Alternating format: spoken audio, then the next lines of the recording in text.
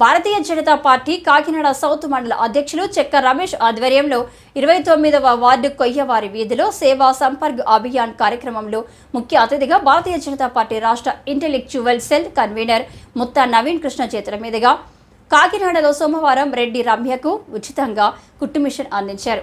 ముత్తా నవీన్ కృష్ణ మాట్లాడుతూ ప్రధాని నరేంద్ర మోడీ మహిళలకు 35% రిజర్వేషన్ ఇచ్చారని చెప్పారు. అందరికీ నమస్కారం. ఈ రోజున మా కాకినాడ సౌత్ మండలంలో ప్రెసిడెంట్ చెక్క రమేష్ సారథ్యంలో మా బీజేపీ పార్టీ ప్రతి సంవత్సరం చేసే ఈ సేవా కార్యక్రమాల్లో ఒక కార్యక్రమంగా ఇవాళ ఒక కుట్టు మిషను ఇవాళ అందజేయడం జరుగుతుంది. 29వ వార్డులో ఇది జరుగుతుంది. రమ్య అనే ఒక అమ్మాయికి ఇవాళ కుట్టు మిషన్ ఇస్తున్నాము.